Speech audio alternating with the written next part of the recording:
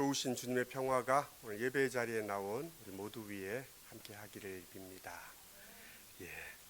10월의 이제 마지막 주일인데 10월의 마지막 밤물이라는 노래도 있는 것처럼 10월은 참 아름다운 계절입니다. 이 계절이 이렇게 지나가는데 이때에 참 우리들도 이렇게 아름답게 이렇게 익어가고 또 하나님 안에서 머물고 또 예배하는 우리들이 되었으면 좋겠습니다. 서두에서 이야기했던 것처럼 종교개혁 기념주일이기도 합니다. 그래서 10월 이 가을의 마지막 주일은 우리 개신교의 시작에 대해서 이렇게 돌아보고 또 그리스도교의 본질이 무엇인가를 이렇게 생각해 볼 수 있는 좋은 또 분기점이라고 생각합니다. 또 안타까운 것은 10월 29일 오늘이 지난해에 이태원 참사가 있었던 날이기도 합니다. 제가 검색해 보니까 기사에 당시 158명이 사망을 했고 또 10여일 후에 10명이 중상을 입었던 사람들이 또 추가로 사망을 했더라고요. 그러면서 1주년이 지나면서 아직 대통령과의 한 번도 만남이 없었고 그러면서 이제 이 유족들의 참 그 원과 또 한이 이렇게 쌓여갑니다. 왜 이렇게 세월호와 또 닮았을까 하는 생각을 늘 합니다. 왜 권력을 쥔 사람들은 그 눈물 흘리는 사람들, 탄식하는 사람들을 위로하지 못할까 하는 생각에도 이르게 됩니다. 그러면서 인터넷 댓글에 참 심한 이야기들이 나오죠. 놀다가 죽은 애들을 왜 우리가 추모해야 되느냐 이런 반응이라든지 어떻게든 거기와 거리를 두고 싶어하는 사람들의 모습 속에서 참 사람은 누구인가를 다시금 생각하게 됩니다. 또 지난주에 이어서 이제 이스라엘 하마스가 전쟁에 돌입한 지 22일째가 되었습니다. 지난주에는 5천 명이 양측을 다 합쳐서 사망했다면 이번 이제 이 팔레스타인 보건부에 따르면 이 팔레스타인인만 7천 명이 사망했다고 이렇게 보도가 되고요. 그 중에 3천 명이 어린 아이들이라는 통계를 대하면서 참 이 땅의 인간의 모습은 왜 이럴까 하는 생각도 하게 됩니다. 그래서 이 침묵이라는 소설을 썼던 엔도 수사구의 이 나가사키의 천주교 신자들의 박해를 배경으로 이 책은 다뤄졌는데요. 그 책에서 나왔던 유명한 구절이 있죠. 인간은 이다지도 슬픈데 주님 바다는 왜 이렇게 푸르릅니까? 라는 이 글귀가 마치 그의 문학비에 글귀에 새겨져 있는데요. 그의 탄식처럼 오늘 이 10월 이 계절은 이렇게 아름다운데 인간은 왜 이렇게 슬픕니까? 라는 탄식의 문구도 다시금 떠오릅니다. 하나님께서는 이 세계를 참 아름답게 만들어냈는데 인간이 만들어내는 이 살풍경 앞에 다시금 우리는 기도하지 않을 수 없습니다. 평화의 주님께서 이 세상을 새롭게 해주시기를 기도합니다. 종교개혁 기념주의를 맞이하면서 이 종교개혁에 관한 글들을 이렇게 다시금 꺼내 읽어봅니다. 그 가운데 카톨릭 신학자였던 한스 퀸은 이 개신교에 대해서 이렇게 그는 긍정적으로 평가합니다. 우리 개신교와 카톨릭의 싸움이 격화됐을 때는 서로를 이단이라고 파문했는데요. 이제 500여 년이 지나면서 서로를 어느 정도 인정하는 그런 자리에 와 있습니다. 가톨릭 교회는 여전히 우리 개신교회를 교회라고 인정하지는 않습니다. 공식적으로. 기독교적인 성격을 가진 모임 정도로만 교회를 이야기하지 개신교회를 교회다라고 인정하지는 않습니다. 그런데 우리 통합교단은 가톨릭 교회를 교회로 인정합니다. 그래서 가톨릭에서 영세를 받았으면 다시 세례를 주지는 않습니다. 개신교에게 세례 받은 것으로 인정을 하고 소정의 교리교육을 통해서 교인으로 받아들이도록 총회법에 이렇게 제정되어 있습니다. 근데 우리가 가톨릭 교회에 입문하려면 우리는 영세를 다시 받아야 됩니다. 그것도 기억해야 될 필요가 있는데 그런 관계에 와 있는데 가톨릭 교회에서 이렇게 마치 한스 킹은 책을 읽으면 개신교 신학자 같습니다. 그는 그 주장이나 글들은. 근데 그는 이렇게 이야기합니다. 중세 전통의 온갖 잡동사니에 둘러싸여 있던 16세기의 인간들을 새로이 그리스도교의 생생한 원천으로 돌아가게 했다라고 이 개신교의 종교개혁을 평가합니다. 그러니까 종교개혁의 그 정신이 그리스도교의 생생한 원천이었다라고 그런 이야기 평가하고 있는 거죠. 아주 긍정적인 평가입니다. 그러면서 그는 개신교의 위대한 그 힘의 본질을 이렇게 이야기합니다. 그리스도교의 원천적 소식인 복음과의 언제나 다시금 새로운 대결 안에 있다라는 것이 그리스도교의 원천적인 힘이다라고 이야기합니다. 그래서 그리스도교적인 것이 은폐되거나 희석되거나 왜곡되거나 폐기되는 곳은 어디든 저항한다는 점이다. 이게 개신교의 힘입니다. 그러니까 그리스도교의 본질인 이 복음이 은폐되거나 희석되거나 왜곡되려고 할 때 그리스도교의 이 개신교의 힘은 그것을 저항한다는 겁니다. 본질을 회복하게 하고 질문한다는 점을 그는 개신교의 장점으로 이렇게 이야기합니다. 중앙 루터교회, 우리나라에는 루터교가 미미합니다. 한국에 있는 루터교 목사는 한 100여 명이 채 안 됩니다. 개신교회 목사는 6만 명이 넘는데요. 거기에 비하면 루터교가 이 개신교에서 어느 정도 되는지를 이렇게 이해할 수 있죠. 그러면서 그는 이 최주훈 목사는 루터교회에서 개신교의 정신, 이 프로테스탄트의 정신은 질문하는 정신이다라는 걸 그는 지적합니다. 그러니까 무언가 잘못되었을 때 그것이 옳습니까? 라고 이렇게 문제 제기하는 사람이 프로테스탄트였고 그 프로테스탄트의 1호가 루터였다라는 게 최주훈 목사님의 이야기입니다. 그는 이렇게 이야기합니다. 이 땅에 문제 없는 교회는 없습니다. 그러나 문제의 답을 찾아가려고 끊임없이 질문하는 교회는 있습니다. 그런 교회는 생명력이 있는 교회입니다. 주어진 삶의 현실에 질문을 갖고 답을 찾기 위해 모험을 떠납시다. 하나님은 그 모험 가운데 함께 하시며 현실을 변화시킬 용기를 주시며 선한 권위로 설득하시며 그분의 호흡으로 생명을 불어넣으실 것입니다. 그러므로 끝까지 질문해야 합니다. 종교개혁 정신, 개신교의 정신, 프로테스탄트의 정신이 바로 질문하는 정신입니다. 이걸 읽으면서 우리에게 이 하나님을 향한 질문들이 있는가라는 생각을 하게 됩니다. 우리 현실의 삶이 힘겹다면 현실의 삶에 지쳐서 굴복하는 것이 아니라 이 현실을 돌파해낼 그 질문들이 우리에게 있는가를 돌아보게 됩니다. 그러면서 그런 생각을 해봤습니다. 조선시대에 이 사관원을 두어서 사관들에게 항상 문제 제기를 하도록 이렇게 국가기관이 정해놓았지요.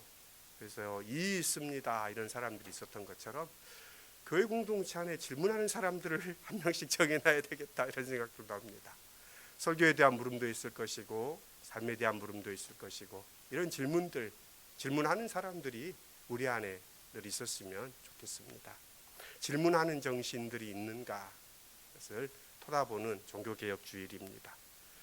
하나님을 갈망한다라는 것은 그 안에 물음이 있는 것입니다. 질문이 있는 사람들이 하나님께 갈망을 갖고 있는 것이지요.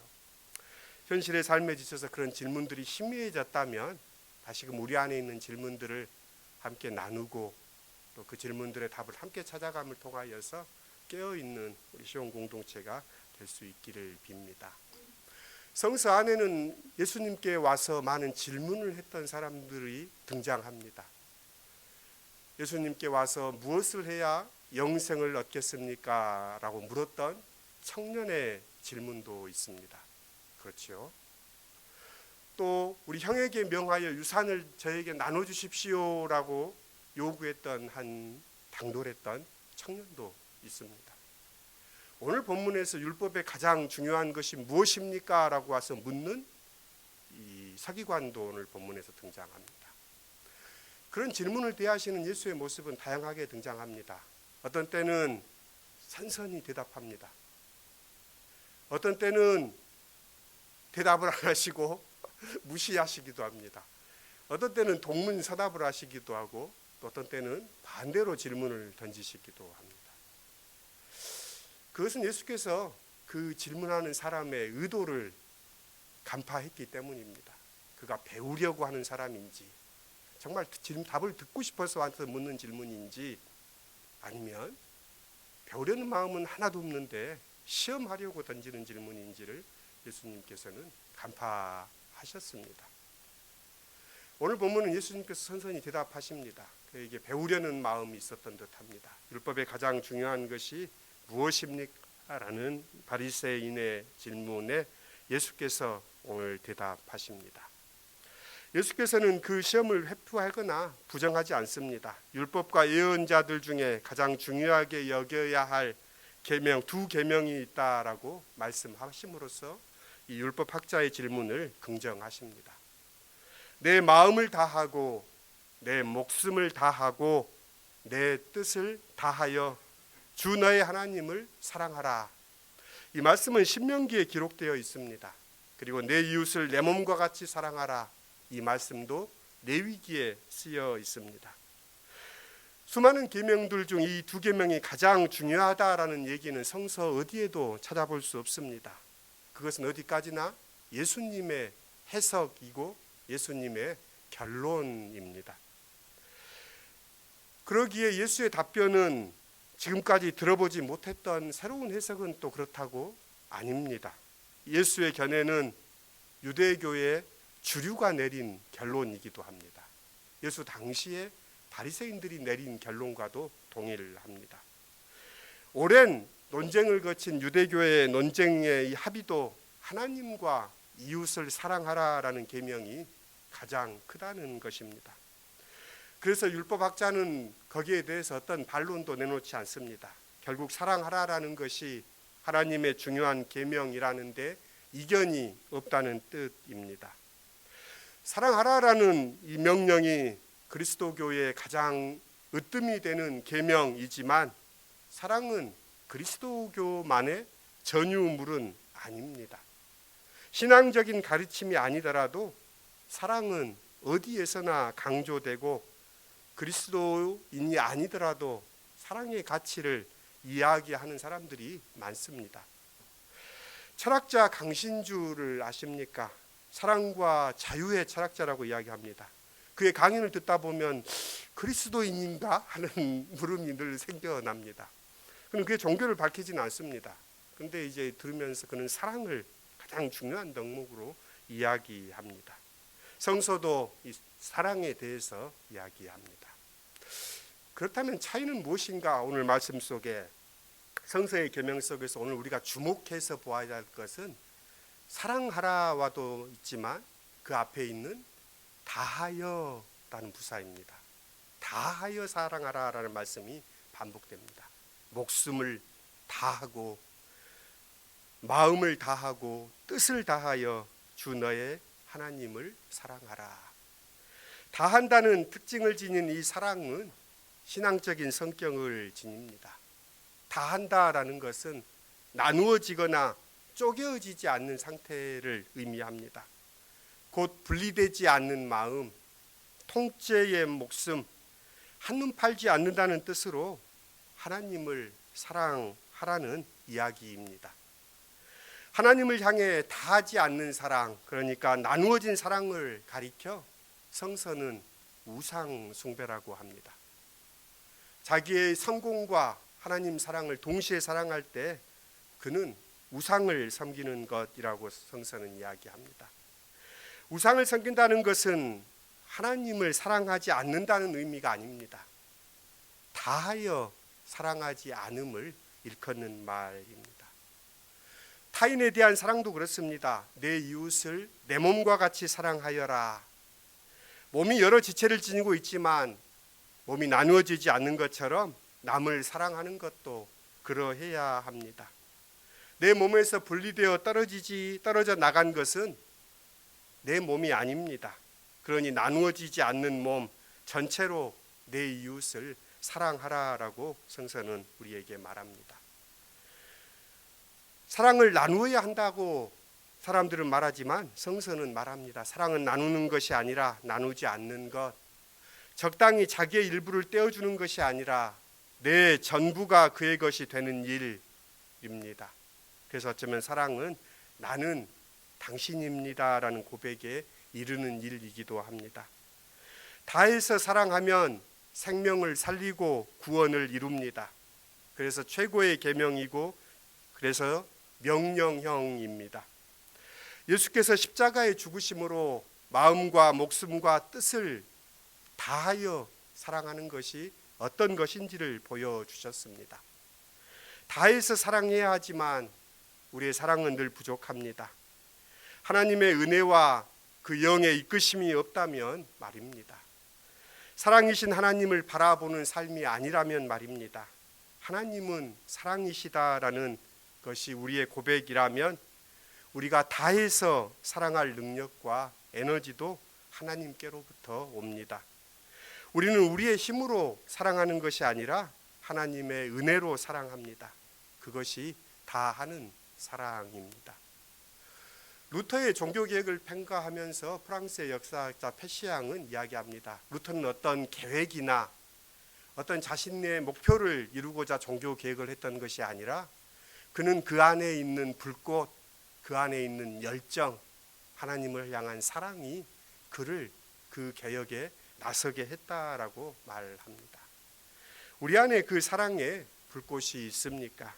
우리 안에 주님을 사랑하는 그 마음이 있습니까?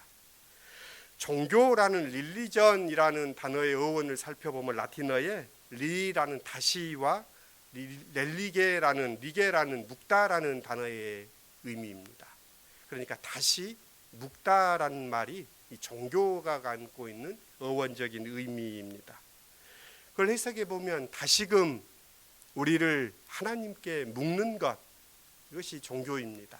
다시 근본으로 우리를 다시 매는 것, 이것이 종교의 의미입니다. 한자의 종교는 으뜸된 가르침이라는 뜻이기도 합니다. 으뜸된 가르침, 가장 근원이 되고 우리의 삶의 지향이 되는 예수 그리스도, 그분께 우리를 다시금 매고 묶는 우리가 될 수 있기를 소원합니다. 과학과 기술은 발전했고 인간의 삶은 그 어느 때보다 풍요로운 때를 맞고 있습니다. 그런데 조금만 눈을 돌려보면 참 평화가 올 것 같지만 불화하는 세상이요, 또 물질적인 부와 풍요는 인간의 삶을 풍요롭게 하는 것이 아니라 많은 사람들이 오히려 이 풍요 속에 길을 잃고 삶의 의미를 잃어버립니다. 다시금 큰 가르침으로 돌아가야 합니다. 종교개혁, 그 가르침 자체는 바뀌지 않습니다. 그 가르침의 삶을 다시금 살아내는 것, 그 삶이 개혁돼야 합니다. 그때 개인과 공동체의 삶이 새롭게 될 것입니다. 우리 시온 공동체가 다시금 새로워지기를 소원합니다. 최준 목사의 책으로 다시 돌아가 보면 최준 목사는 그런 이야기를 합니다. 새로운 공동체, 새로운 대안적인 공동체는 어떤 공동체인가라고 질문을 한 이후에 그는 이야기합니다. 기본적으로 그리스도교의 교회는 신한 공동체여야 합니다. 그렇습니다. 우리는 예수를 그리스도로 우리의 구주로 받아들입니다. 그분의 삶의 지향, 그분의 삶의 태도, 그분의 말과 그분이 가셨던 길을 우리의 삶의 목표로 우리는 받아들입니다. 그래서 우리는 신앙 공동체입니다. 그리스도를 바라보고 그리스도를 우리의 삶의 지향으로 우리가 함께 살아가는 공동체입니다. 또한 신앙 공동체는 지식 공동체여야 합니다. 그래서 삶에 대해서 질문하고 배우고 함께 성장해 가야 하는 공동체라고 이야기합니다. 우리 공동체에 아까 말했던 것처럼 질문하는 사람들이 많아졌으면 좋겠습니다. 마지막으로 신앙 공동체는 또한 오늘 이 시민사회의 한 영역을 감당합니다. 빛과 소금이다라고 말씀하셨던 것처럼 우리 사회의 아픔, 우리 사회의 어둠도 바라보는 가운데 그곳에 빛을 비추는 우리 공동체가 될 수 있기를 소원합니다. 다하여 사랑하라 주님 말씀하십니다.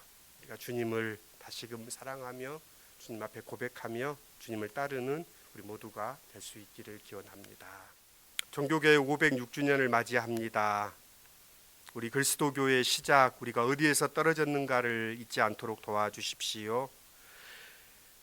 오늘의 모습이 모든 것을 대변하는 것이 아닙니다. 근본으로 돌아갈 수 있기를 소원합니다. 성령님 우리를 일깨워 주시고 우리를 것을 인도하여 주십시오. 주님 우리의 길이 되어 주십시오. 같이 기도하십시오.